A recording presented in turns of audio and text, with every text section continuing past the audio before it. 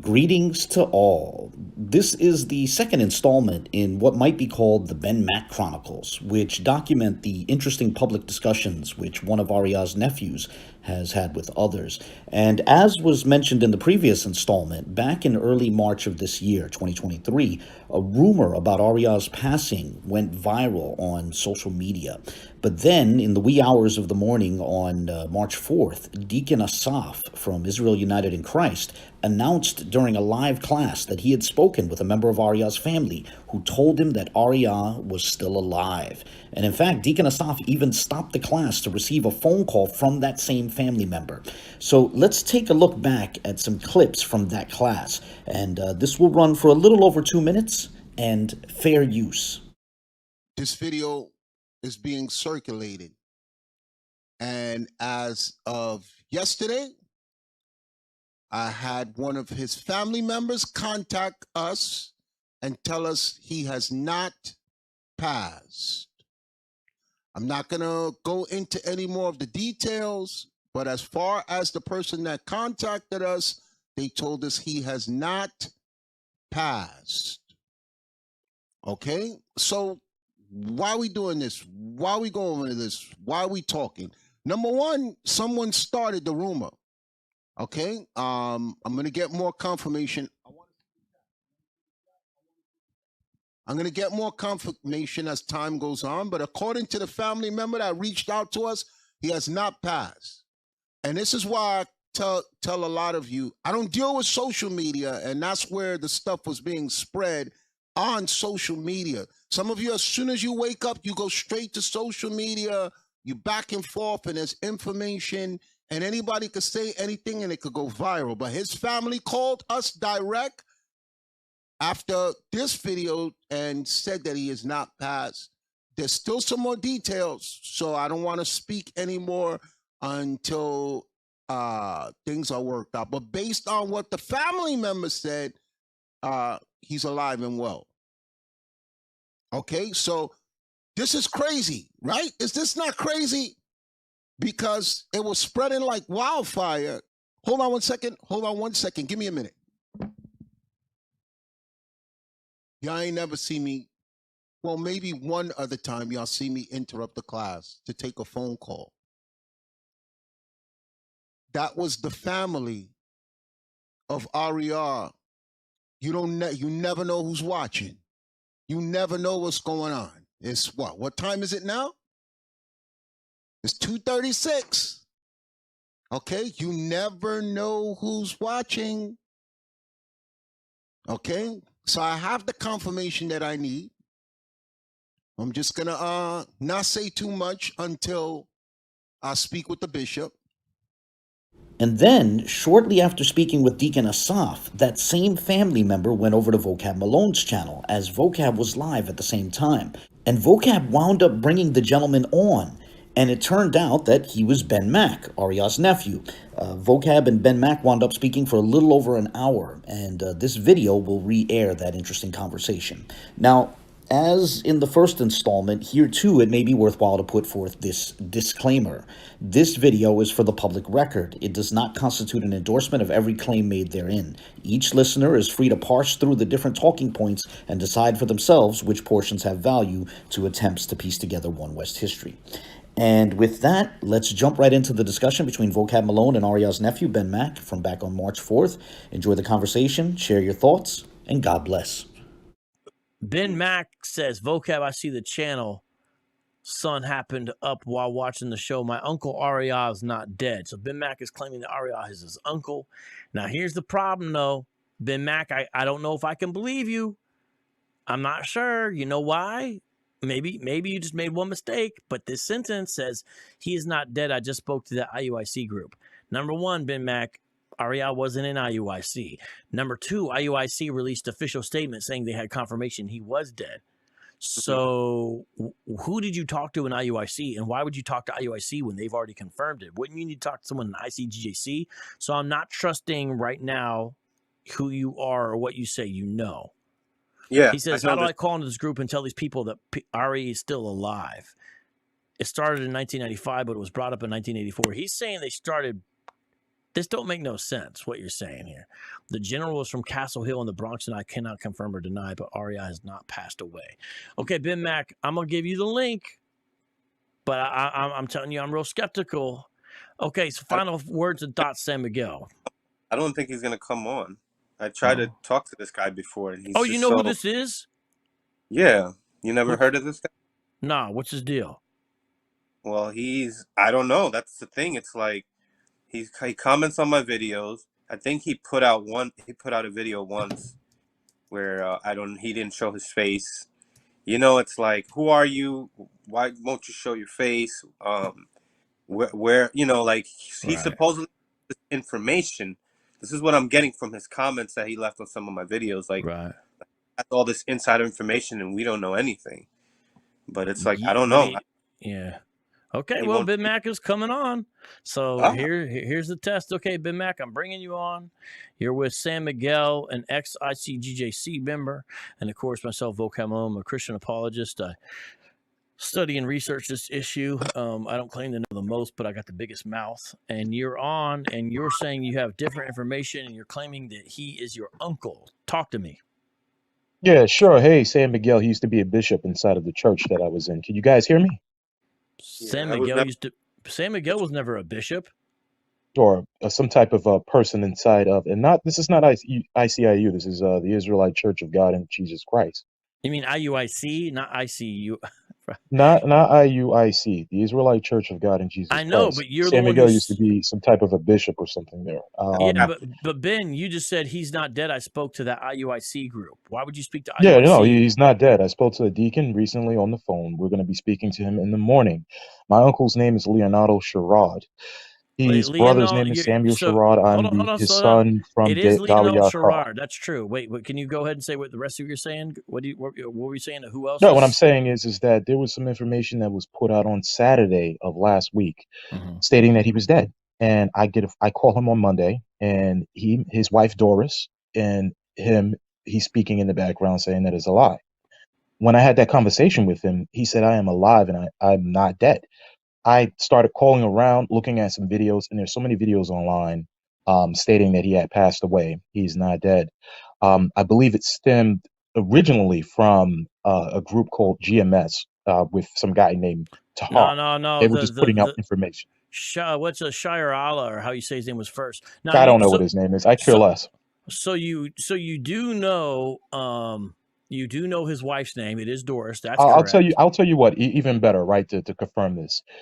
You guys had some rapper named Saint Ivan on your show. His name is Lewis. He used to be the speaker for another false prophet, right? You call him, tell him to reach out to me, right? And I guarantee you all of this will be squashed. I don't know why so many people are going out there and just spreading so many lies. These guys that's on this channel that you guys are watching from the ISPUPK, right? They have the name of the old school. Those guys are lying. They don't know what they're talking about. They're lying.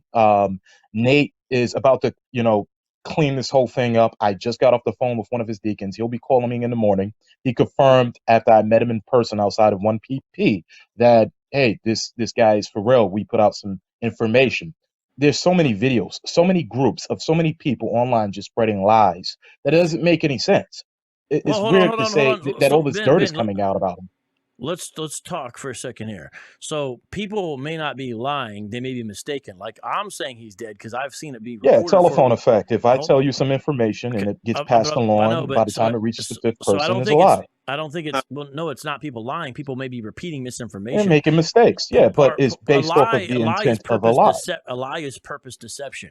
So it's purpose deception, and then you have some through ignorance. But at the end of the day, I mean, it came from a lie, correct? So yeah, it was a lie. I don't know. If you sit down and you say something out of your mouth and you say, "Hey, this person has passed away," and it's not true, what do you call that? Let's just lie has intent to it, purpose deception. So, but there could be mistakes. The origins of what came out is a lie. Well, we don't know who came up with it. So even GMS was told by someone else, and so was everyone who is. No, I'm pretty sure GMS was the one that actually put out that information. They are the sources. I had already seen information. I had already seen information prior to GMS knowing about it. I actually heard about it before GMS You heard about? So what day was that? Because that's what Saturday. I got. It was Saturday. That was Saturday, right? I got it right It's away. weird because from as deep let me as I hold on, look, just that's the only group that I've hold seen on, that had that Ben. I want to information. talk to you. I brought you on, but can I interact with you? So I got the information from the head of a Hebrew Israelite camp. I'm not going to say who it is, but they gave me the information, and they're pretty trustworthy because they check out the facts. And then I saw it in multiple other places as well. So I'm just saying it's not like random people only, but I hear you. Now, you do know his wife's name, so that's something in your favor. You said you knew some of his other family members. You said you knew some of his other family members' names. Who did you say? One of his family members. He had a brother that passed away last year. His name was David Marshall Carl. His other brother's name is Sam Sherrod. He has a sister that also attends IUIC, the Israel United in Christ. I will not tell you her name. His name is Leonardo Sherrod. His mother's name, and this is Leo. This is Ahrayah. His mother's name is Elizabeth Brown. I know his whole family. I am his family. Okay, so I don't know all the names you said, but I do know some of the names are accurate from what I understand. But you got to understand, Elizabeth Brown was my grandmother. She was once married to a man named Willie Marshall Carl. Before that, she was with a man from the Commandment Keepers that was named Peter Sherrod. Okay, so that is also his father's name. That's true as well. So that's accurate. Yaquab is who you're talking about. But if this is true, is there someone from ICGJC, the organizations he's with, or someone in his family? That defunct organization, it doesn't really exist. What do you mean? I mean, I'll tell you what. You have a guy named Sam Miguel there. I don't know if he has a few numbers, but as deep as he could call, which I don't think that he wants to go down that that route again. Those guys are crazy with Tazadakia and them. Have him reach out to somebody that knows Leo's best friend, which is Shaw, and I guarantee you that guy who has heart problems could tell you he's still alive. Well, Shah's really hard to get a hold of. Like, I hear what you're saying. All the people you're saying, we have extreme difficulty knowing anything about because the ICGJC is so secluded now. So I would love to talk to Shah. I mean, they're not a group anymore. Their doors they're there, but they're not a group. Well, hold on. They are falling apart. No doubt about that, but they still exist. They fell apart. They're not falling. No, I just talked. Ben, I just talked to somebody who just left them and is still talking to people in the ICGJC. I know the ICGJC. They still exist. I know for a fact they exist. Yeah, they exist. But I'm just saying that they're not in a real group anymore. Let's be real. When are they in a group anymore? Since when have they not been a group? Come again, Miguel? Since when? Since when have they disbanded? When? Well, it wasn't an officially disband. And I heard during COVID they closed their doors and that they didn't open up because of the subsequent death of Jermaine Grant. I have heard, real quick, I have heard that Madison is boarded up. Have you heard that? Yeah, they're boarded up? Well, I heard Madison is boarded, or I don't know about like. I don't know. I care less about that group.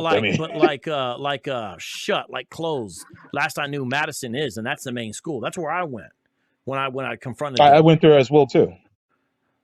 The headquarters. Okay, so if what you're saying is true, can you help us be able to discover, is there anyone who's available, willing to talk to us about this? Because we would give someone a platform or speak with them. You're saying his wife's still alive. You're saying Shah's still alive. Any of those folks? Well, hopefully, what I'm doing now is I'm going to try to get Leo to get into a three-way conversation with one of the individuals or groups that put out a video on him. And that was the IUIC, because I guess they're the friendly of this whole entire mad movement, right? Yeah, they're approachable. We're going to speak to the deacon that called me last night. I forgot his name. Was it Abiel? Was it Abiel? Abiel. I don't know. I really don't know what it is. Was it Ithon? Was it Deacon Ithon?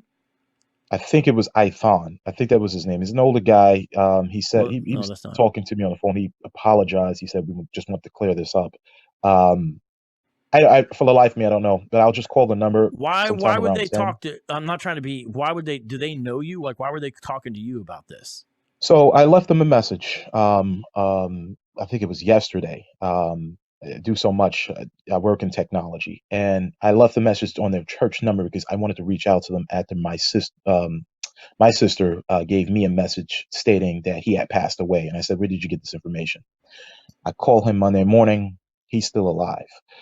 They reached out to me because they confirmed that my number matched a number that Nate had when we met in person. And Nate said, I remember that number from all those years ago. Let us use this guy and call him and figure this out.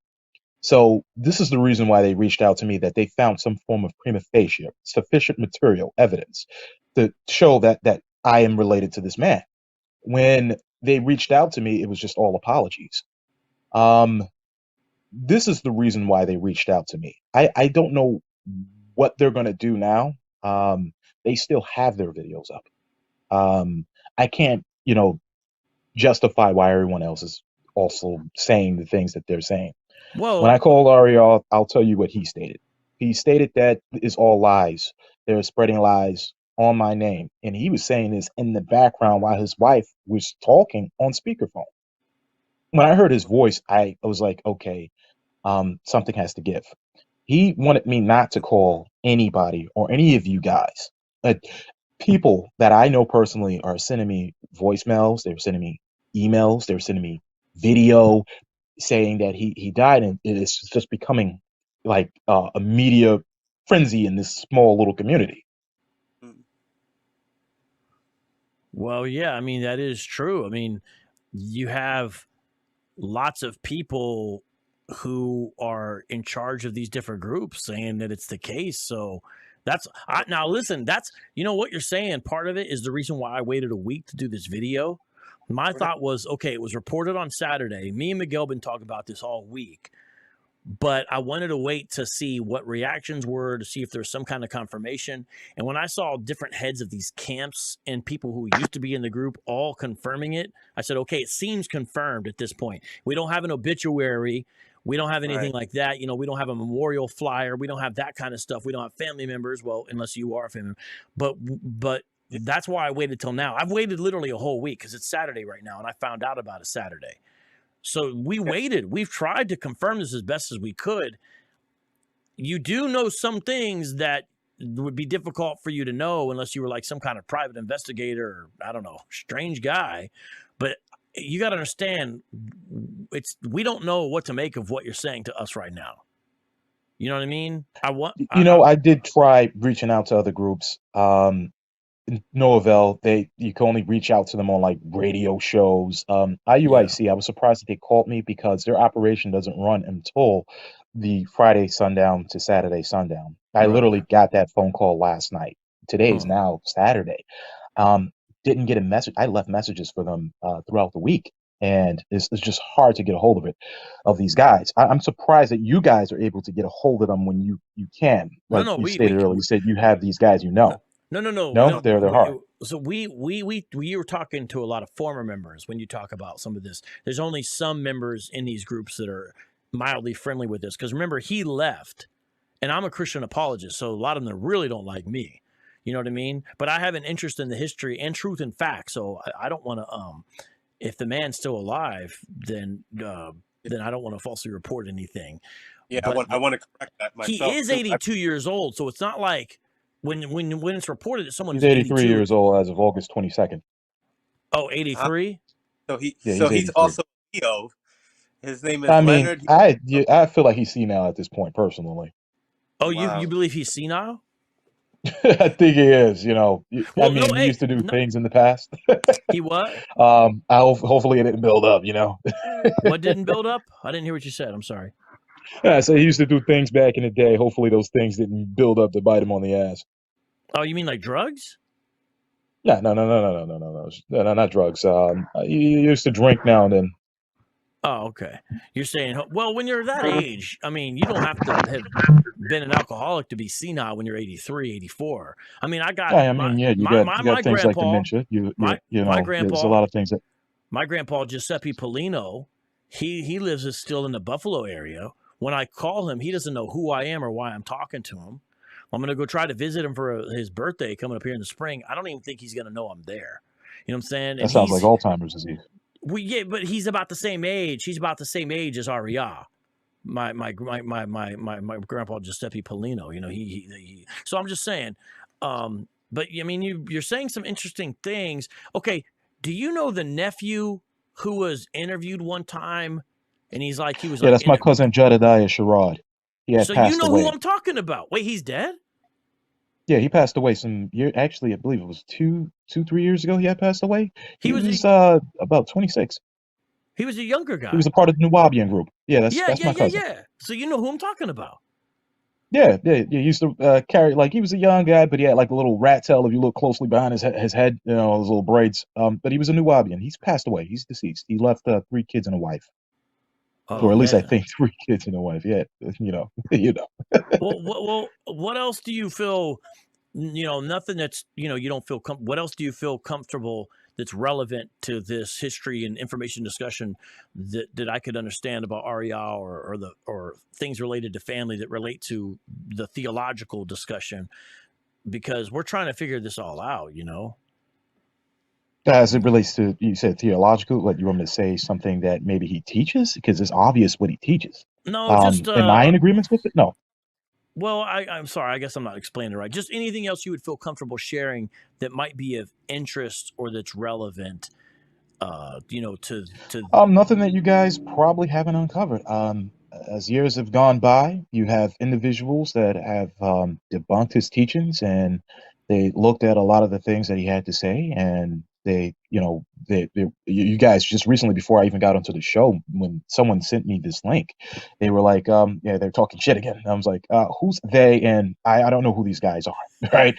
And I see the video, I was like, oh, I see that guy. That's that Vocab Malone guy. I seen him before. He was in front of, he's fucking with these guys. Excuse my language. Can I use profanity?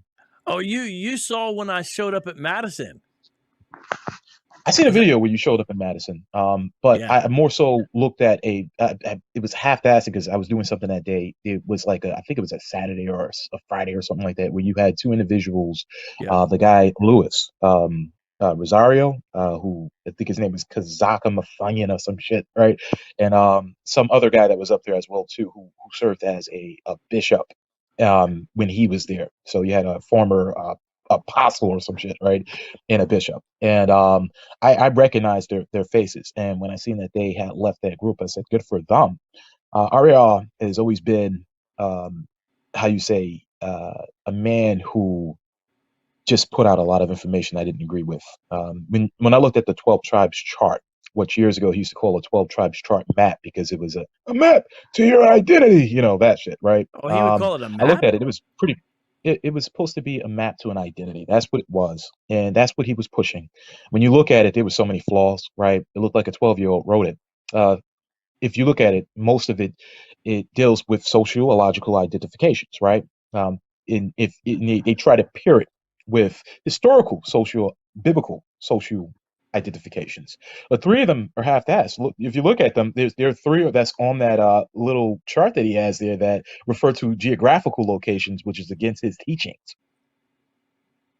Yeah, they're not all ethnic designations. Some are geographical locations. Yeah, it's not. Yeah, it's just it's zones. It's ethnic designation. It's Guatemala to so and so, right? When you look at it, you're like, okay, so are we accepting the people that are inhabiting that land, or are we accepting the people who are just there? Are you saying you like went to family reunions or barbecues with Ahrayah? Ahrayah wasn't a man that went to family reunions and barbecues. He was in his teachings.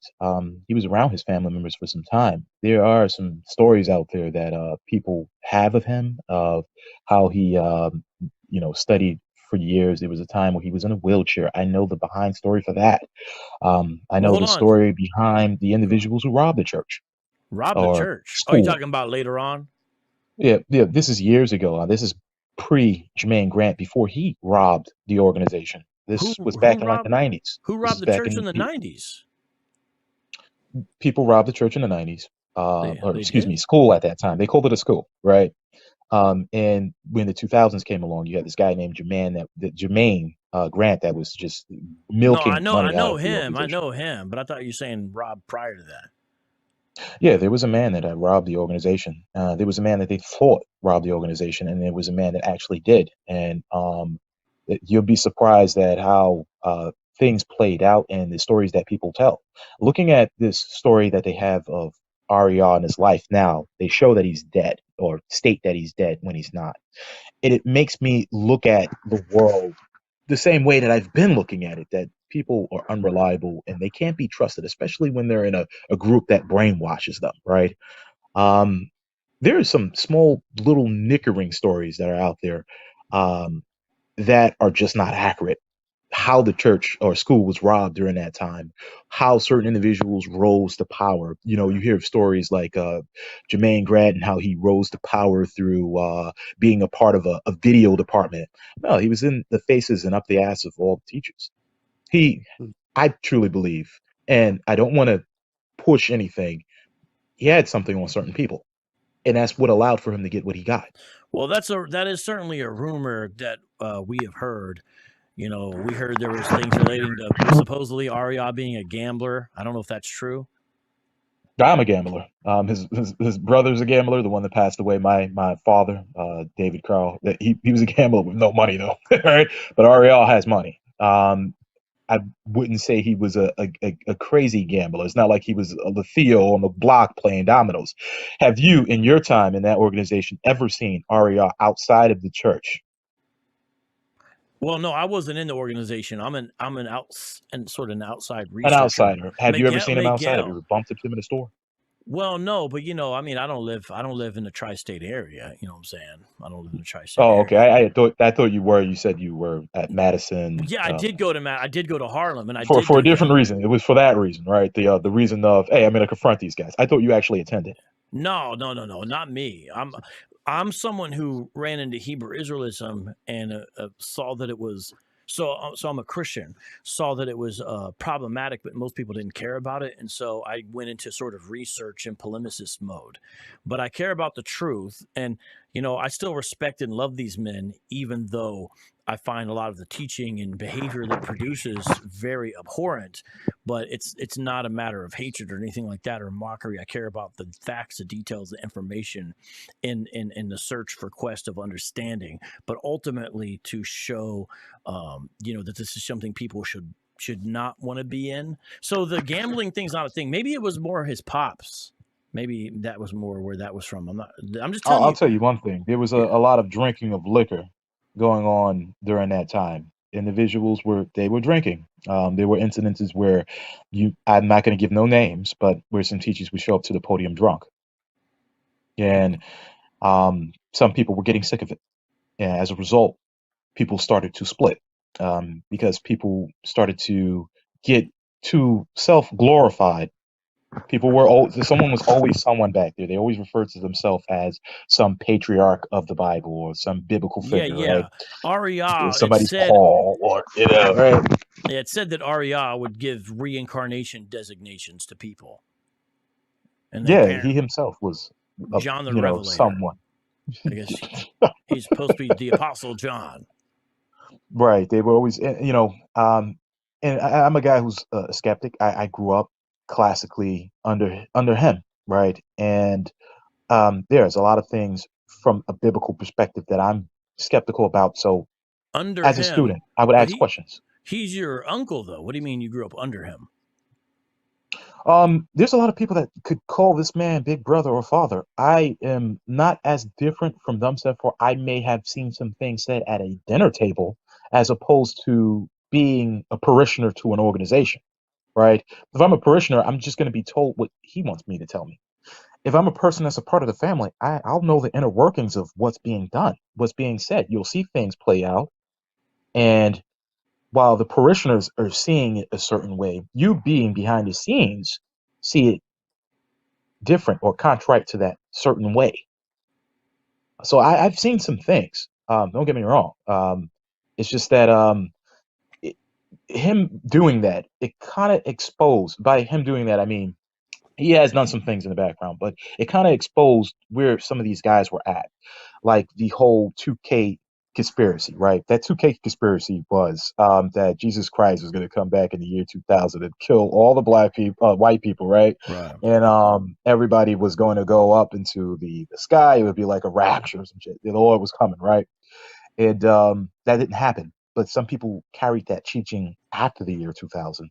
He's seen how people, that was him that did that. He was that guy. He was their top scribe.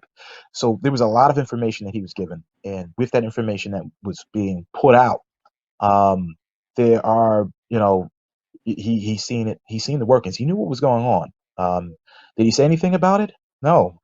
I'm pretty sure some people came up to him and asked him some questions from a scriptorial standpoint that would be very controversial and would cause some individuals to lose their faith. Like, for example, one thing that was always said in Israelite camps was that every book was inspired by God.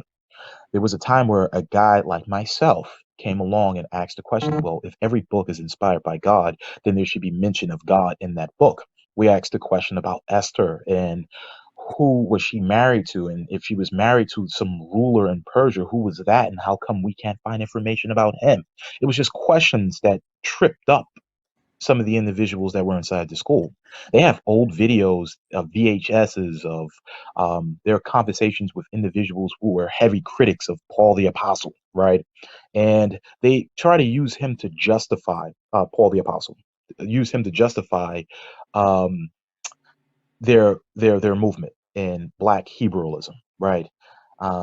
Like there are occurrences and variances that they use Greek, the word Greek or Gentile, where in many occurrences Greek means Gentile, or Gentile literally means Greek, and there was a level of acceptance of Greek within to the fold of the ancient Hebrew Israelites during the time of Jesus. Right. Yeah. I mean, He threw it under the bus. He did that because it would mess up his movement. To have a white guy that he's preaching against using the victim mentality, it would have messed his organization up. Here you have these Black liberated young men in their 20s and 30s, and they found a group that they could be accepted in. If he was to teach that actually is wrong, they would leave. Do you know anything about the year 2000 prophecy? The year 2000 prophecy, it started getting a pushback in 1995. It was around, not in 1989. They started talking about that in the early 80s. The early 80s is when they were speaking about this because they got that information from other people who were 2K conspirators, right? For some weird reason, I believe it's 1983. Don't take that literally, though. I don't want you to take that literally. But the earliest that I heard of the Israelites, the Black Hebrew Israelites, pushing information, the brothers from the school, was 1983. They started preaching that in the year 2000, Jesus Christ was going to come and slay the white man. And it didn't get a push until they were speaking about it for years, but it didn't get a major push until like 1984 into 85 when Ahrayah started to put a heavy emphasis on just that specific teaching alone. And I'm pretty sure you guys could probably find something in there. I guess if we could call it an archive, right? I call it shenanigans. If you could look deep into it, you'll find some of his students teaching it. You'll see people on the podium teaching it. You'll see maybe even Ahrayah himself teaching it. Again, nothing really got taught without him teaching it. Yeah, but the problem we is, also have Harvey Harris as well too, who was a teacher of that. Harvey Harris being Moshe Ben Karim, also known as Masha. His real name is Harvey Harris, and he's a part of my family too. Just to the audience, he does also have Masha's name correct. I'm just saying to the audience, not to you, Ben. His real name is Harvey Harris. You can look up his obituary. No, I'm confirming what you're saying is true. So he does also know. So the information he's giving, that I can't confirm all of it, obviously, ladies and gentlemen, but there's information I can confirm, and I can confirm that Masha's real name is Harvey Harris. So that's not. How did you find that out? I'm sorry about that. How did that? Was it like they have masked names? Like, some people asked what Ahrayah's real name was. They would say Ari Ben Yehuda. Ben Israel. Yeah. No, it's Leonold. Leonardo. That's how you pronounce it. Leonardo. Not Leonold. It's Leonardo. It's the way he pronounces it. It's not Leonold. Leonardo. But it doesn't have an R in it. It doesn't, but that's how he pronounces it. And that's how most of his family members pronounce it. But they never used his name like that. If you asked any of his siblings, it's either Leo or Ari. We didn't even call him Ahrayah. We just say Ari. Oh, yeah, Ari's over there teaching up there in 120 on 125th. He's up there teaching where there's a place where Applebee's used to be that they used to teach at, which was it was One West. 125th Street. That's the second floor. A flight of long ass steps. I had some family members that used to fall down those steps. Well, there's also stories about people being thrown down those steps. Okay, well, I'm not going to get into that. Okay, well, I'm not going to get into that. But there was a lot of stuff going on in that building. Insurance policy fraud. You want to talk about that? I get some people in trouble. I get them in trouble. well, there is a rumor related to Al Sharpton about what you're saying, right? Al Sharpton made this rumor, or No. Didn't they share an office temporarily with him? that office that they shared was on Madison. It wasn't at that one West spot. In fact, the lower level. Who was that guy that died back in the early 2000s that died? His name was Abanu. Remember him? No, Abanu? There was a no. guy who was killed by police officers. When they were doing video footage, they were there at that same building back in 1999. They were there in that same building. Are you talking The about 1 building West that's there over there in 125th? Madison. Yeah, the building over there on 125th in Madison. That's the building that Al Sharpton was in. Yeah, The one that was on 1941 1 West. Madison. Because there was a fire at Madison, I heard too. I thought There was, but not like the one that was over there on 1 West. The one over there on 1 West is where money was made. There was also an insurance fraud. Excuse me. There was also allegedly some situations, right, that was going on over there on Madison where there were some things that happened and there was some money collected. Well, it sounds like you're maybe. It sounds like you might be talking about a rumor where there's a rumor that in the old school, not at 125th, but at another building right next to it that they also owned, they kicked out some drug dealers who were that was like their spot, and they ended up, people associated with the school ended up instead selling the drugs out of that building, making money. They became the drug dealers of the neighborhood. There's a rumor about that. I don't know if that's what you're talking about. I could get into that heavily, and I know some inner details on that. I know exactly the people that were doing it. Some of them had took up other jobs. Want to talk about some family members? There's a person in my family that was doing that. He was not too many people know him, but he was Mr. Dirty Work. He showed up to a few people's homes. So there was a guy back in the 90s that supposedly had robbed the church. Some people believe that the person that did do it was the one that was driving around inside of a fancy car. His name was, I don't want to put his name out there, but he drove a fancy car. And they thought that he was the guy who was stealing money from the organization when it wasn't. He had made money other ways. Wasn't it Yeshaya? I'm not going to talk about Yeshaya. Well, I mean, that's the rumor. Are you saying, Miguel, you hear this? I hear it. So people thought that he was the one that robbed the organization. It wasn't him. No. They found out who it was, and they sent someone over to his house, and they whooped his ass. Miguel, I don't know if you know any of the... Miguel there? Yeah, I'm here. Yeah, no, Miguel, that wasn't true. Yeshaya was not that guy. He left because of teachings. It had nothing to do with money. Oh, Yeshaya. Why would he leave out of a money? Why would anyone logically leave from a money vehicle that's making them money to go into a situation whereas they're making a lot less? Well, there's stories about these guys getting, removed basically, but I don't know. So wait, did you say Harvey? The story, before you continue, individuals that leave, and Miguel could attest to this, when people leave, immediately it becomes, we kicked him out. And that's never true. Many of these guys leave on their own volition. Am I correct, Miguel? Yes, sir. Yeah, I've heard that too. Did you say earlier, it was real quick, Harvey was related to Ahrayah? So Harvey Harris, Masha, I guess we could say that. He wasn't a guy that was related to Masha, but he's a guy that is in the family. Masha's son was once with one of my aunts, one of Ahrayah's sisters, named Bashan. And from his younger sister, he had 3 kids. So that's what draws him into this family. It's just, family members marrying other people's families. But he's considered to be family. I have 3 cousins right now who their grandfather's Harvey Harris. And Harvey Harris has a son. His son was once with my aunt. He is a part of the family. He's not my blood relative. Even Peter Sherrod is not my blood relative. I'm related through Ahrayah by his mother, Elizabeth, or pronounced Elizabeth Brown. My grandfather's name is Willie Marshall Carr.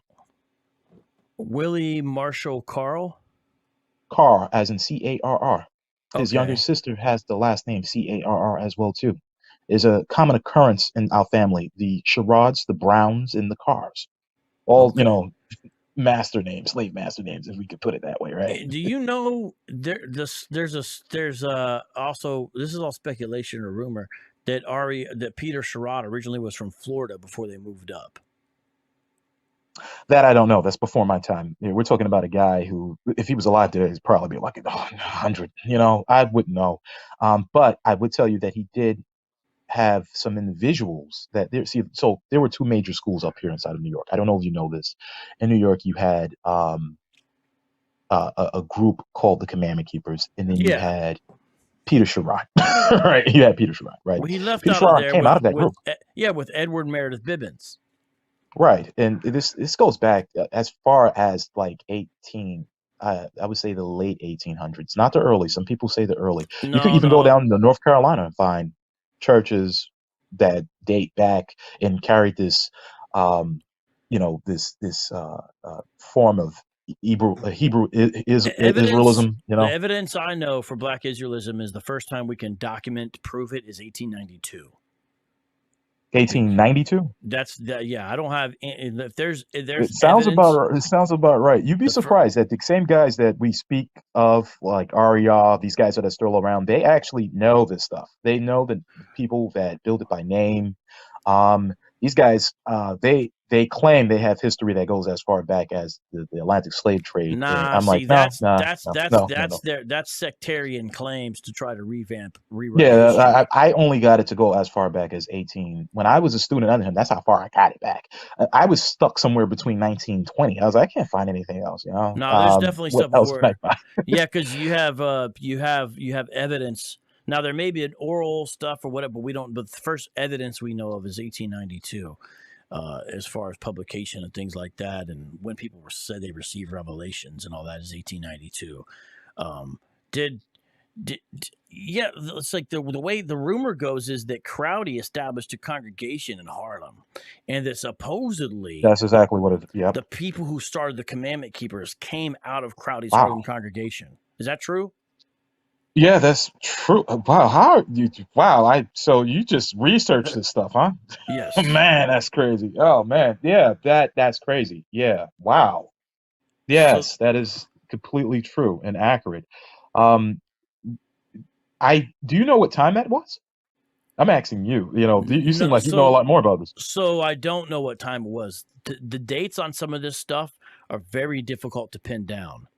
I feel personally, I have some.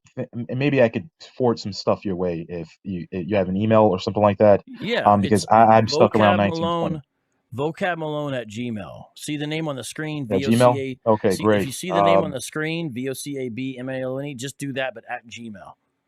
At Gmail. Okay, great. Great. Wow.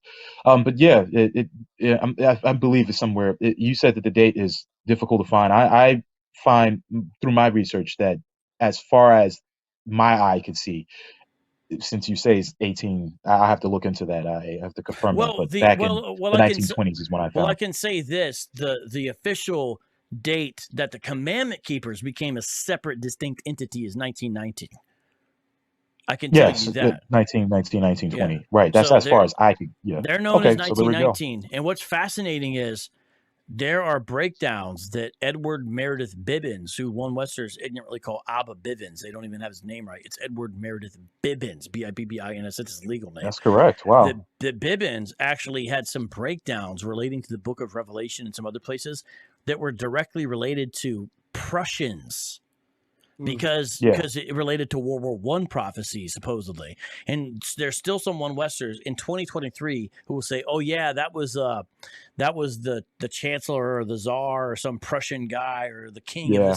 It's funny. And it's like, wow, that people don't even know that's going all the way back to Bibbins' breakdown, So we don't even know, like you talk about dates and stuff, we don't even know exactly when Bibbins left and started One West. And we don't know what happened in between when they left and they got the building at One West. There's a bunch of gaps in the historical record. So between 1992 and it said 1919, which is really too early for me.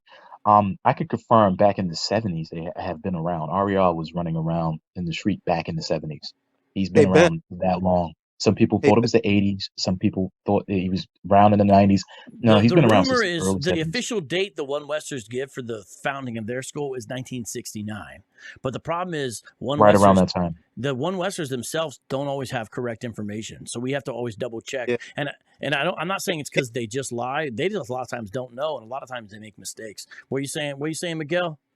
I just wanted to ask Ben if he knows anything about 1 West 123rd Street. That's another location I came across. No, I don't know too much about that. I know that they have had mini spots, and some people were just doing things out of their home early on. You had guys that worked in the Diamond District. You had guys that were selling oils back in the day. They had like oil stands.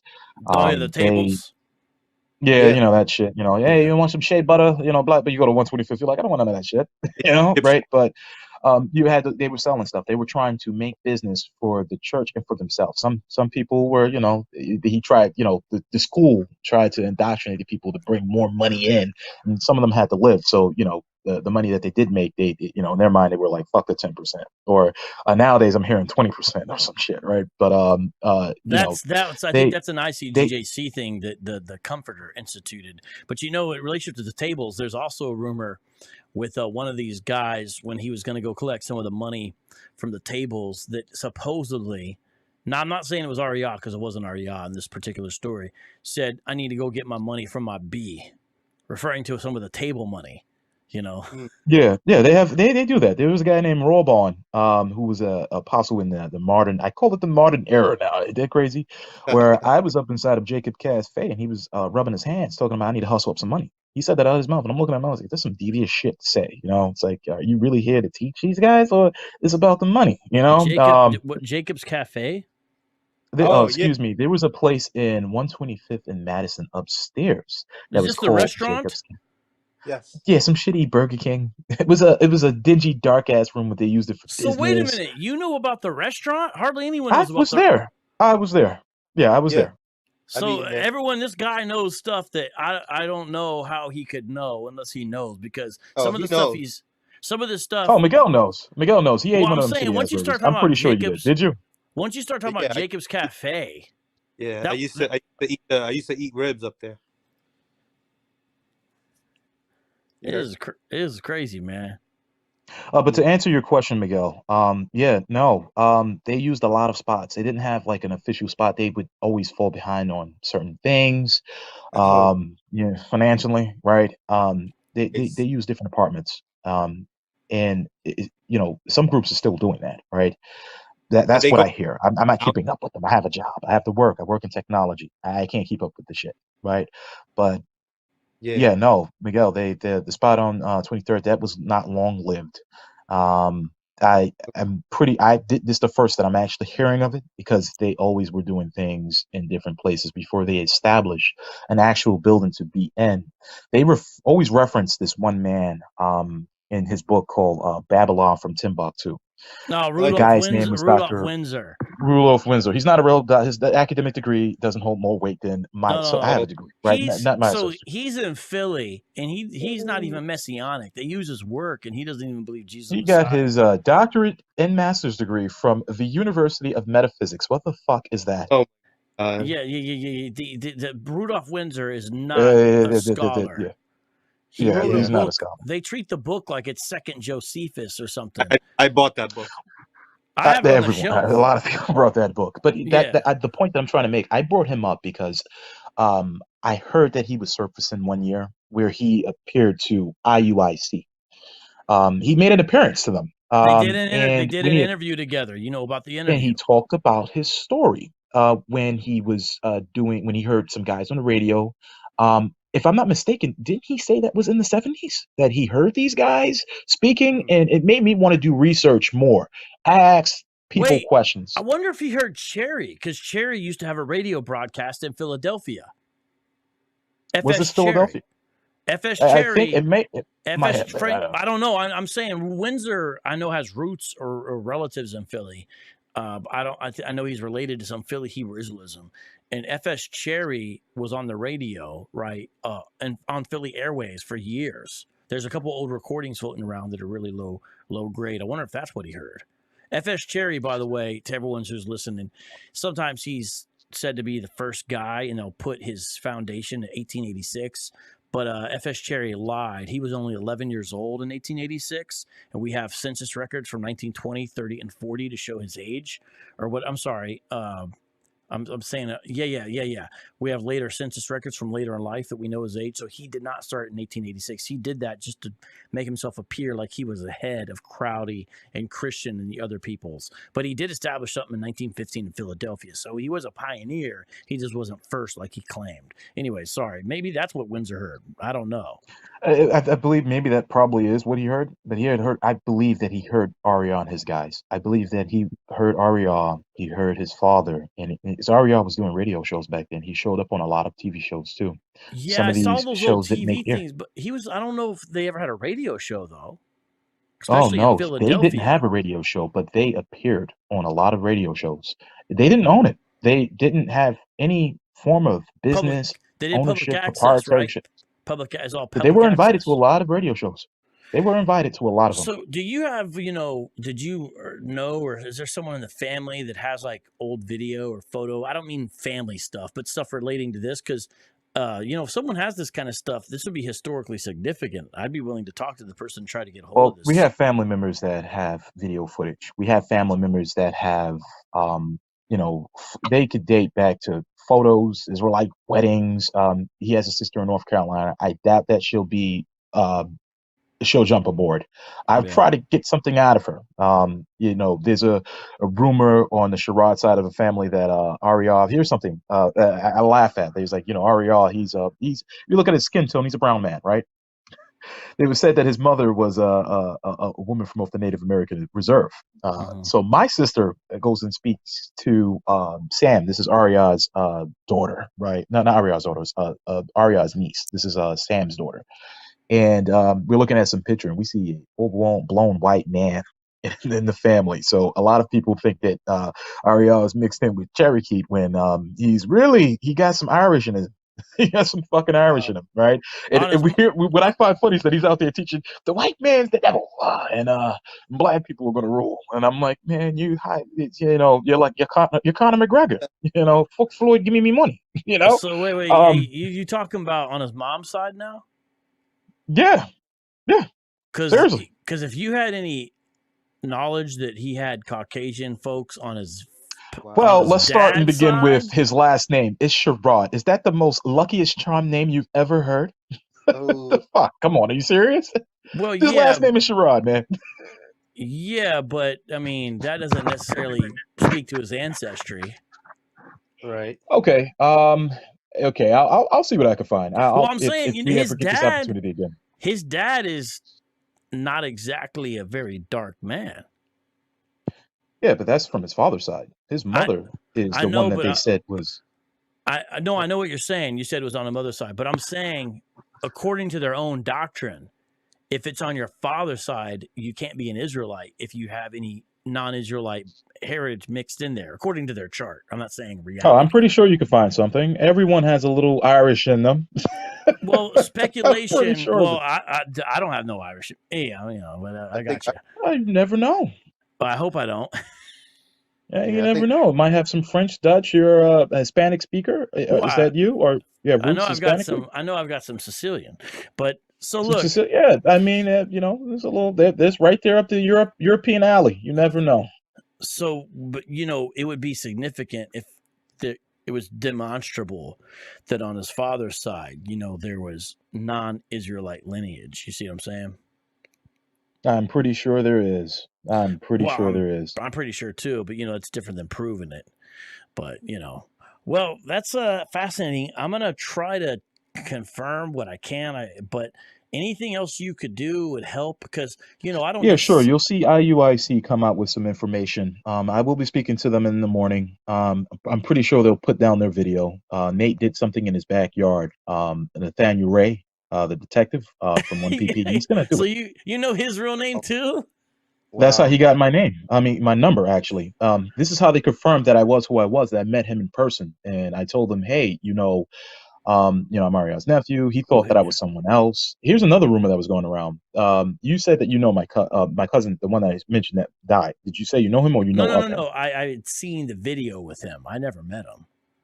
Yeah, the Nuwabian. Yeah. Some people thought that I was him and stated that I died. So there were some things going around in some of these groups, and I was like, yo, man, someone's always someone, and someone's always dying. You had to pull a Mark Twain on him.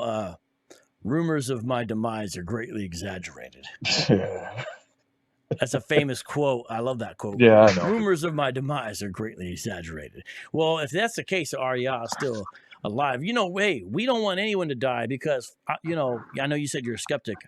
I am a Christian, and I believe that repentance is a beautiful thing. And the longer you're alive by God's grace, repentance can be granted. So I don't want anyone to be dead. So I hope that I was wrong about what the reporting his death, and that you're right. You know what I mean? But at the same time, I'm going to be the first person and to say this unequivocally that he is indeed alive. Is he upset about it? No, I'm pretty sure he doesn't care. I have to call him back. He doesn't care. So let's be real. Do you think this is a guy that cares? Pretty sure he isn't. But people are sending me links, and I was like, oh, maybe I could just jump onto this vocab guy. Then I said, oh, you know what? I've seen this vocab guy before. Let me talk to this guy, see what it is, see if they could get me onto the show that we could, clear up these rumors. It's what I find very interesting, and I don't know what time. I know I've been on your little show. Excuse me, your show. I call it a little. No disrespect, right? It's getting big. Hopefully, God willing, right? The information that's coming out on Ahrayah, right, and how they truly feel about this man. It's, he's our teacher. We love him. They're being hospitable and putting their hands out, but still stabbing him in the back on his deathbed. He's not even dead. And we're stabbing him in the back. These guys are saying, oh, well, he's an angel now, or he's repenting now that he's dead. I ain't agree with him when he was alive. These guys are delusional. Sounds like you're listening to some GMS videos by some of that. Yeah. So I tell you how many videos I've seen so far. I've seen 3 videos. I have watched it because I'm like, okay, it's time to call certain people, right? Yeah. And when I reached out to one group, they reached back. All the other groups didn't reach back. I called this one group with the man from Castle Hill, General Yohana.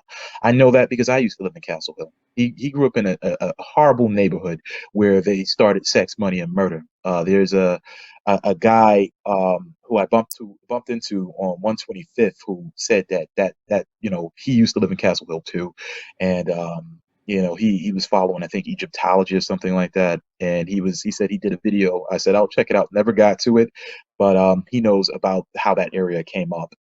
And General Yohana, just so everyone knows, you're talking about in the Bronx, right? Castle Hill. This is in the Bronx, Castle Hill, okay. New York. 10475 is the zip code. If you had a number at 718, you was a Bronx nigga. All right, that's all it was. But this is where he's from. I know exactly what building he grew up in. Is Ahrayah from the Bronx, or where's he from? Harlem? Ahrayah is, I would say, from all over the place. He's a Bronx native. Where he's at now, I won't put his privacy out there. Yeah. He's living okay. He's living good. He's out in what's a fancy? Is it Catskills? What's that fancy? No, Hamptons. I forgot that. Maybe it might be one of the only places that he has. He's around. He has a few things, toys. He lives quietly and humbly. I guess Jermaine Grant broke him off a little proper. He said, "Hey, you say I'm the comforter. I got something for you." Oh, you think that? Okay, so let me dispel that too. Some people think that Jermaine ran Leo. No, that was his show, Leo show. That was him. What? A lot of people think that Jermaine Grant was the man. It seemed like he was when he was there, but no, not at all. Well, it was of no coincidence that when he started to rise up new leaders in there and other leaders got removed. I don't know, Miguel, I think he was more recent than me. Whereas, I heard lastly, before, I decided to get, around and go to different types of places and groups, that they were rising up an actual 12 apostles, like, yes. They were Jesus or some shit, right? Yeah. The guys that they rose up, they were called apostles. Mm-hmm. Ahrayah and his best friend, Shaw, was known as holy apostles because they ran the show. They always ran the show. It's always been that way. Picture a student of Ahrayah's telling Ahrayah what to do. No, That's what. Ahrayah That's ran what. that show. I mean, I hear what you're saying, but everyone that's aware of this situation, everyone thinks that Jermaine Grant somehow took over and Ahrayah had to be submissive to him. And I No. do have insider information that at private councils, Jermaine Grant browbeat Shar. You know what I'm saying? That he Yeah, like he probably definitely did. I'll tell you this much. Shaw is a guy that people have pushed around in the council. When they originally had the 7, I wouldn't say he was the weakest of them all, but he was the weakest of them all. He originally was the reader. He wasn't a teacher. Originally, when they established the 7 heads, he's out like of all of them, he's like Master Killer in Wu-Tang, where he wasn't even really a rapper and they just put him My in because favorite, my favorites. he was more like No, but you know what okay, happened with Master Killer? He wasn't he even was like a Count Dooku to Emperor Palpatine. I got you. But yo, like Master Killer wasn't even a rapper, and they just put him on because he was like their boy, and then he turned into Yeah, he was artist. for show. For show. I mean, you have a lot of guys that was doing like Cannabis when he was coming up. There was guys that was just better than him, right? The rapper, you guys familiar with Cannabis? Of course, everyone knows Cannabis. Yeah, but LLB. when he was out, he was a good spitter. But years ago, there was a lot more people that were just better than him. If Wu-Tang got onto the stage, it was take a seat. You could dance for us, but take a seat. He was on the stage. He was a wingman. But Ahrayah was not that. Yeah, he was that guy. Hey, and I'm not trying to boast him up because he's a family member of mine. No, he was definitely, he called some shots back there. As long as it didn't end up on his table, he didn't worry about it. So Tazadakia was in charge of everything. You make him sound like a mob boss, like he's the don of a family. Well, when people first got in there, a lot of people said the same thing. He seemed like he was like Frank Lucas. Wow. People thought he was like Frank Lucas. He ran stuff. When he walked around, he was that man. He was wearing things that other people wasn't wearing. It was him that established this rule some years ago, whereas if you look better than me, then you have to, redact what you're wearing. So there were some guys that used to go in an organization that wore garments that people would mistake as apostle-based garments or, high priest garments. At the time, it was high priest, right? So he was the one that said, "Yeah, no, you can't be doing that." What's that? What's that called? The Ahrayah agreeing with envy rule? I don't know. Some bullshit. Well, I'm causing up a storm on your show, man. Anytime I saw him, he had cowboy hats. But I think Miguel's mic's a little quieter. But Miguel's trying to ask something. I'm sorry, Miguel. Go ahead, brother. I'm sorry about that, Miguel. Oh no, that's fine because you had brought up Cannabis, and I was just gonna spit a line where he says, "Let me tell you something. You might have more cash than me, but you don't have the skill set." Let me not finish that. Oh yeah, I know what you're gonna say next, bro. Thanks. Thanks for keeping it PG. But anyways, well, I don't know, man. If you send me an email, I'll have your contact information because as of now, I don't have any way to get a hold of you. Yeah. Ben Mack IT@gmail.com. Ben Mack IT. All right. Well, yeah. Pretty simple. Good reference back in the video. If you have stuff you think that you feel could help the historical record be more accurate, I'm not talking about stuff that is problematic for the family, but it was just stuff related to kind of I would appreciate, I'll put it out there. I get the record because my thing is truth, not just an agenda, so we want to know what really happened and what really didn't happen, whichever way it falls. Right. Yeah, by all means. By all means. If I bump into anything, I'll make sure that hopefully if it's preserved properly, if it's kept properly, I'll send it your way. Again, by no wise am I going to try to convert some old VHS to a DVD. If just send me the VHS, bro. I'm good. I got you. You have a VHS. Okay, all right. You got a VHS player. Well, no. I'll get it converted. I'll get it. Nowadays, no, I know how to get it digitized. Okay, that's the thing. I would have to ask because some people they hold on to things, and some people are not technologically I got you, advanced. Bro. You know what they're else? Pretty fearful of certain information that goes out. If it's a VHS tape, they don't want something to happen to it except for it being played. So that'll probably be the problem. You know what else? This stuff is like documents. Like, is there an old copy of the 12 Tribes chart, for example, like maybe a handwritten one that Ahrayah did? Things like that would be very important, not to the whole world, but to people that care about this stuff like me.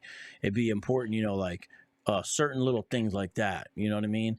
Or even he probably does. But you mentioned Yeshaya earlier. He has a archive of information. Before he had left, there was an archive of information that he had, that he was sitting on, that was given to him by other individuals that were part of the group. I'm pretty sure if there's one person that probably has that information, it's probably that old kook. He probably has most of the information, because information normally gets passed down. Shar? Yeshaya. Oh, Yeshaya. Yeshaya, excuse me. You're saying Yeshaya has a lot of stuff. Saying Yeshaya, that's another thing I question. Hopefully, when I ask some more questions, I'm just now asking questions. I was one of those guys that just went along for the ride, but that whole language of Lashwan Quadash, it seems like so much bullshit. I mean, I'm very fluent in Harlem Hebrew. Hey, break him off some Lashwan Quadash, San Miguel. Abanal Basham Yahara Brakathum. Barakathum, right?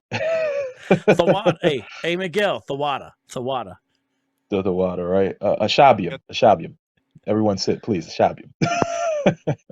Salakia. I've been keeping up on the Hebrew as well. I don't want to get off topic, but the Hebrew is. I think that would alone probably dispel any myths. Like, aside from the obvious, when dealing with Black Hebrew Israelite groups, if you want to dispel the myths, just use the Hebrew. Just use the Hebrew. Just use the Greek, the Coney Greek. Just use what you can find immediately. Of course, we can't find ancient Hebrew anywhere, but using more modern languages to justify translations, it really does. It makes some of these guys stumble. It really does. Oh, yeah. I mean, you can see it on the signage. Check this out. Up at the old One West School, when you watch the old video, behind Ahrayah, there's a couple posters or whatever. One of them is the Lord's Prayer in Lashwan Quadash. There are massive grammatical errors in the prayer that is behind his head every time he's speaking. And it's whoever did it, and the fact that he's sitting there teaching with it shows that no one at the school knew Hebrew. Because they would never have that Lashwan Quadash prayer. No, just basic, pure Hebrew. They don't know it. Yeah, these are rudimentary errors that they're just, co-signing without. When I got there, some it was while ago. I walked by into Harlem, and I seen them out there. They were preaching near the church. What type of what? I don't know who logically created their tactics, but the church right around the corner from the church, it shows that it shows some things. I was messing with one of them. Had a conversation about certain words that they use in Hebrew. And someone said, here, oh, God is one Lord, right? And I was like, okay, I have a hard time understanding things. Make me understand, because I just spoke to some Jewish dudes. They said that, to say God in Hebrew, right? Just fucking with them, right? It carries the intensity of plurality, right? Elohim, he, right? So I say, is there any way that you could justify or explain how this is referring to one? Right. You also have terms. You're getting into Elohim. It sounds like Elohim, El Elyon, and all of that. Right. I just want to know what they knew. Right. And they couldn't. It was horrible. Yes. Well, it has to do with. I think a lot of it has to do with what verbs are used with the Elohim. That as well too. To show if it's singular or plural. But even in Lashwan Quadash, they use Yam. They attach that, which is their identification of the intensity of pluralities, as equal as him, H-I-M, which they use Y-A-M. It makes any word intensify plurally. Right. Yeah, well, that's another mistake in relationship to that. Because in the sign behind his head, in a picture I showed earlier that it was from Getty Images that I was saying no one had publicly really seen before. Obviously, it was on Getty, so they had it. But I'd never seen it about in the sphere or whatever. This says sons of Yahushai, and then the Paleo Hebrew has that error in it in relationship to plurals and relationship to sons, showing they don't know what they're doing. But check this out. That's important stuff, like this thing of who created the 12 tribe chart, who created the Lashwan Quadash, because you have some people saying that Edward Meredith Bibbins created the Lashwan Quadash when a angel in a gray suit visited him in his kitchen. But that is correct. I could unequivocally confirm that story. Yes, that was the story. They got that information from him. It's the same with Ahrayah. Ahrayah fell asleep, had a dream, woke up, and had the 12 tribes chart. He fell asleep and had a dream. Was it an angel in the dream? That I don't know. He would say that it probably was, or he would say it was God that gave it to him. But it's confirmed that it was a dream. There's one version of the story that involves an angel with a perfectly round afro. I'm pretty sure that was probably a story that was pushed, but the story was is that he had a dream. He tried to find correlations between his identity and his religion, and he tried to pair those things up. But as a finished result, the 12 tribes chart came out like a 12-year-old wrote it. It seemed like a 12-year-old wrote it. I'm not going to say that it's not fully inaccurate. In no wise do I believe that the historic ancient Israelites do have a relationship from a DNA perspective to that of modern day Blacks, Hispanics, and Native American Indians. I won't dispute that. As in history, we do find occurrences where language, faith is involved in some of these historical, just more modern, recent civilizations. You have Right, Native but if you start talking Americans. about genetics, you have a massive problem with the 12 tribes Yeah, chart that's a big problem. Yeah. because you've got different haplogroups all smashed together, and it shows they don't have the same paternal lineage. And it's just like, how are you saying these Yeah, folks are lineage. From a DNA perspective, we start to see things get cut off after like the fifth generation. After the fifth, literally. After it doesn't have to be that much. Like you may carry maybe what 5% of the DNA of a relative from 5 generations down. If I don't know if that's correct, I don't take my statistics for it. But yeah, no, shit gets split real quick, and it makes it real difficult for me to understand how it works genetically. So I'm Right. not too keen on the genetics part. So did you ever talk to Ahrayah about the 12 tribes chart or divisions or dreams or that kind of thing or prophecies, or was that something you never really talked about? I personally have never asked him about that. But he has siblings. Again, I'm a generation behind him. His generation of siblings never really stood the test of time with him inside of the organizations that he was teaching in. He started his own thing. We have some family members that are part of other groups. His own family members are a part of other groups that are popular, like IUIC. He has actively at least 5 family members in there right now. Well, wait a minute. If that's true, it seems like they would have confirmed with the family members before they announced his death.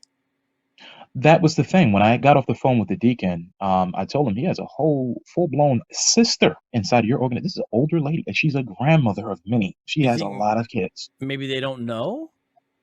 I'm pretty sure they don't know. She doesn't live in New York. She lives in Florida. And I didn't even know they have an organization in Florida, right? Oh, IUIC, bro. IUIC has something in Miami, Orlando, Tampa, that's weird Tallahassee. because when I tried IUIC when I is tried all to call over them, Florida, I seen that bro. they had Even stuff like in other countries Tallahassee. supposedly. Huh? What you say? When I tried to call them, they showed that he had stuff in that IUIC had places in other countries, and I don't know if that's true. They do. That's true. IUIC, Oh, they're that big? Well, excuse me. IUIC is by far the biggest One West organization. Yeah, IUIC is number one when it comes to One West Hebrew Israelism.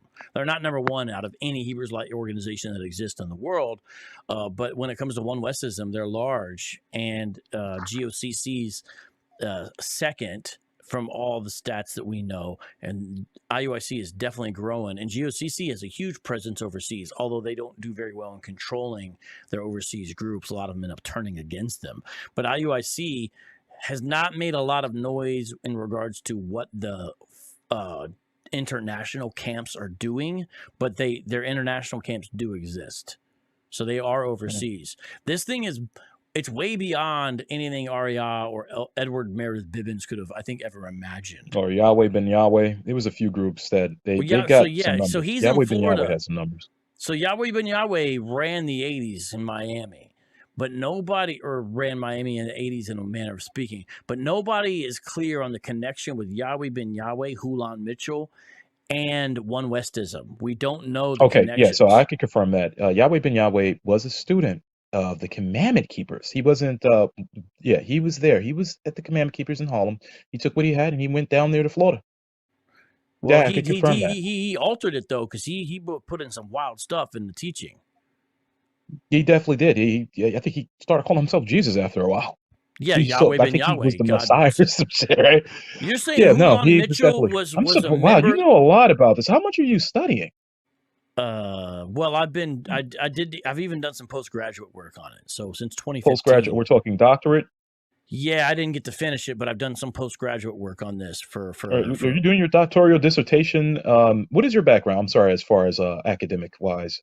I have a master's degree. I don't want to sound I have a master's degree in Bible theology, basically from an ATS accredited school, and then I've done some post-grad It's not bad. work. One that's just from one that was just a class, a one-off, and another one where I did my 3 years residency, but I wasn't able to complete my project phase. One day I hope to go back, but at Talbot, which is in La Mirada, California. And when I was starting my project phase, the project was on Hebrew Israelism. And so in 2015 is when I started really diving into the more like kind of academic level dealing with it. But then, when you get on the internet, everything's not as academic-y. So, I end up doing stuff like skits and parodies as well. So I live in a weird world because I'm trying to... You've become a social media guy. Yeah, I'm trying to connect it to social media, but I don't want to totally lose my dignity in the process. But it's a tough game, man. You know what I'm saying? But that's kind of my... As far as academically, you're still pursuing your doctoral currently degree. Right now? No, I'm not currently enrolled. I thought that this is why you were. So this is just something that you're doing as a profession. So I was already, as a younger man, I was already into what Christians call apologetics.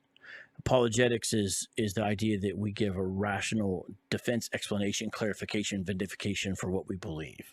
And so apologists do defensive apologetics. Here's why we believe in the resurrection of Jesus, for example. And they also do offensive apologetics, polemics. Here's why this group or this belief is wrong. For example, reincarnation. Right, I understand. So there's, those different things. I was always into that pretty young because I had my own questions. And also I ran into so many things from where I was from, just kind of the way I grew up. And I was originally doing it on the streets. And then when the internet came around, I started blogging and radio stuff and kind of just found myself here years later. And so I had already done different apologetics prior to Hebrew Israelism. But when Hebrew Israelism came across my radar, I saw that really no one was covering it. So I said, let me do this because someone needs to do some apologetic related content to this stuff. And I have not left since. Seems a lot like journalism. I haven't really watched your show, but it seems like it leans more to journalism. Even though journalism is dead, it seems like it leans more towards that. So to an extent, there's elements of that. But there's also, craziness. Like earlier today, I talked to a man who says he was King David. You know what I mean? So sounds like Harvey. Well, that's what's interesting. Dead, that's what's interesting is the one Westers were saying, "Oh, this guy's crazy," and I said, "Wait a minute. Why do you believe King Mashah's King David, but this guy can't be?" When you believe the same thing, So this is pretty crazy. Those types of things, but it is a ideological threat. It's bad for society because it breeds division. And it's destructive to families, but it's also a problem for the Christian church because it's something that draws people away. And then when it draws them away, I think stunts their growth in every manner of speaking. So I think it basically produces a bunch of negative results from the belief system. That's my view. And that's why I care. But I care about the truth. So my interest, I want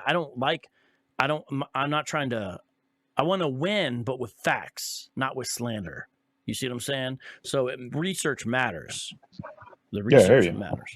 So that's my part of whatever role. And continue doing what you're doing. I love it. Appreciate that, man. Well, let's talk again, and I'd love to see anything you have and anything else you could give me because this will be breaking news. Because this will be by all means, I have no problem. Hopefully, whatever I send you helps you in your endeavors. And you have a good one. Thank you. Hey, I've got one more. I'm so sorry. One last quick question. Yeah, sure. I'm still here. It's from a listener. Do you think Ahrayah really believes it? Sincere? Is that a question for me or? Yeah. Do I believe that Ahrayah actually believes it? Yeah, I truly do. The way that he is built and operated, I believe that he believes in his own craft. We have a lot of people that suffer from a well-known thing called cognitive dissonance, right? And for those of you who don't know what cognitive dissonance is, just to give you a good example of what it is. So you have individuals out there that you may tell the truth to, and they may be, optimistic to that specific truth. Something in the back of their mind creates a disbelief to that which is factual. It's like saying that the sky is blue and you show someone that the sky is blue and in their mind they're still saying no. It's that cold shoulder is a constant. Ahrayah has something similar to that. Not saying that he has a disbelief for certain things. He believes a lot. He believes a lot. And when there are individuals that do, create information that is false, incorrect, he, like many other individuals, have the tendency to put that on display. I don't know if it might be a game for him or he truly does believe, but being around him, he believes these things. He definitely does. Now, I'll give you something from my perspective. Any person that creates the construct of a lie, I feel like there is something psychologically wrong with them, right? But we also have to keep in mind, and I keep this in mind anytime someone spews a lie, that sometimes people believe their own lies. I'm pretty sure you heard of that before. If a person lies enough, it becomes factual, right? It becomes factual. And even if that person was the constructor of that lie, if he orchestrated the lie, then yeah, I'm pretty sure if it lingers around long enough, he'll believe it. So yeah, I think he truly does believe, but that has something to do with that which is psychological and nothing more. Well, I appreciate talking to you, Ben. Let's talk again. Have a great night and get some rest. Oh, you have a good one. I've been up all night. I'm gonna go break out a cigar and call it a day. You have a good one. All right, man. Thanks. Well, y'all, you heard it here first. We'll find out. First Love Production is saying IUIC reported live about 2 hours ago that Elder Ahrayah has not passed. This is crazy. For real? For real? Do you have a link for that? So we're getting, because I know First Love Productions, I've seen your stuff. So I know, that you're in the mix on this. Do you have a link or maybe a video title for this? This is crazy. Well, we'll find out what's going on soon here. Either way, this has been very enlightening, very insightful, and very fascinating. Just wow. We'll see. We'll find out soon enough. But let me know what you got there, First Love Productions. It says it's live now. How do I find it, though? Why are they live at 2 a.m.? No, I know you said that, Ben. I know. Let me see. Oh, you're right. There's almost 1,000 people watching. This is crazy.